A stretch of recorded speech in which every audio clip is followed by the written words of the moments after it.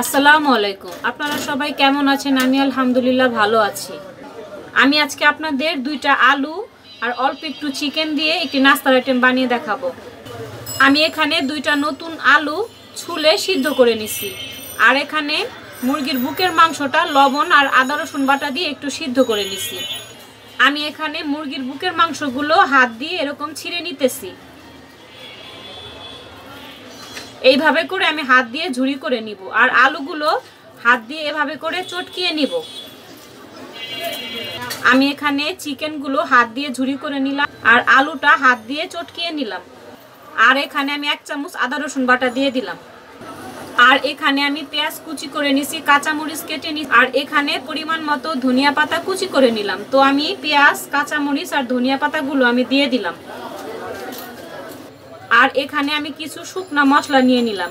লবণ নিছি, মরিচের গুঁড়া, ধনিয়ার গুঁড়া, সামান্য একটু হলুদ দিছি কালার হওয়ার জন্য, আর পরিমাণ মতো গরম মশলার গুঁড়া নিলাম। তো শুকনো মশলাগুলো আমি সব দিয়ে দিলাম।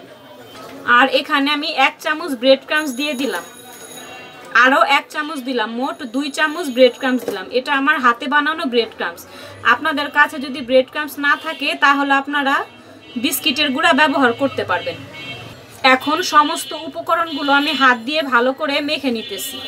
এমন অনেকে আছেন যারা আমার চ্যানেলে রান্নার ভিডিওগুলো প্রতিদিন দেখেন, কিন্তু এখনও আমার চ্যানেলটি সাবস্ক্রাইব করেননি। প্লিজ আমার চ্যানেলটি সাবস্ক্রাইব করে আমার পাশে থাকবেন। আর আমার রান্নাগুলো যদি আপনারা প্রতিদিন দেখতে চান তাহলে সাথে যে বেল বাটন আছে, বেল বাটনটি অন করে রাখবেন। আমি যখনই রান্নার ভিডিও দিব আপনারা নোটিফিকেশন পেয়ে যাবেন। তো দেখেন বন্ধুরা, ভালো করে সবগুলো উপকরণ আমি হাত দিয়ে ভালো করে মেখে নিতেছি। এখানে কিন্তু কোনো রকম পানি ব্যবহার করা যাবে না। তো দেখেন বন্ধুরা, সবগুলো উপকরণ আমি হাত দিয়ে ভালো করে মেখে নিলাম। মেখে নেওয়ার পর এখন পরিমাণ মতো মিশ্রণ নিয়ে আমি কাটলেটের শেপ দিয়ে নিব। আপনারা চাইলে অন্য যে কোনো শেপ দিয়ে বানিয়ে নিতে পারেন। তো আমি এইভাবে করে কাটলেটের শেপ দিয়ে সবগুলো বানিয়ে নিব। আপনাদেরকে আরেকটি বানিয়ে দেখাচ্ছি আমি কিভাবে করে কাটলেটগুলো বানাইতেছি। পরিমাণ মতো মিশ্রণ নিয়ে হাতে এভাবে করে একটা লম্বা শেপ দিয়ে নিতে হবে। ব্যাস, এভাবে করে আমি সবগুলো বানিয়ে নিব। আমি সবগুলো কাটলেট লম্বা শেপ দিয়ে বানালাম। আপনারা চাইলে অন্য যে কোনো শেপ দিয়ে বানিয়ে নিতে পারেন। এখানে আমি একটি ডিম লবণ দিয়ে ফেটে নিলাম। আমি যে কাটলেটগুলো বানালাম সেই কাটলেটগুলো আমি আজকে এই ডিম দিয়ে ভাজবো। আর এখানে একটি ফ্রাই প্যানে পরিমাণ মতো সয়াবিন তেল দিয়ে দিছি। তেলটি গরম হয়ে গেলে আমি কাটলেটগুলো ভেজে নিব। এখানে আমি একটি কাটলেট নিয়ে নিলাম, আর ডিমের মধ্যে এভাবে গড়িয়ে আমি তেলের মধ্যে দিয়ে দিলাম।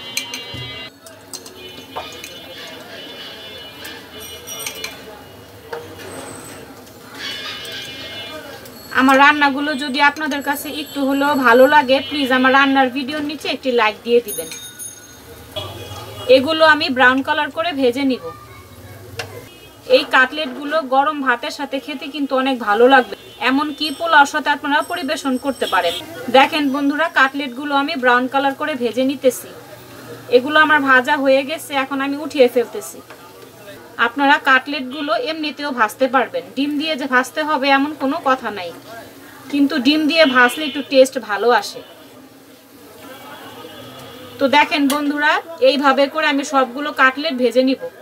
দেখেন বন্ধুরা, কাটলেট সবগুলো আমি ভেজে নিলাম। একটি কাটলেট আপনাদের ভেঙে দেখাচ্ছি, ভিতরে কতটা জুসি হয়েছে দেখেন। দেখতে যেমন সুন্দর, খেতেও কিন্তু অনেক মজা। আপনারা এটাকে চিকেন পটেটো কাটলেট বলতে পারেন।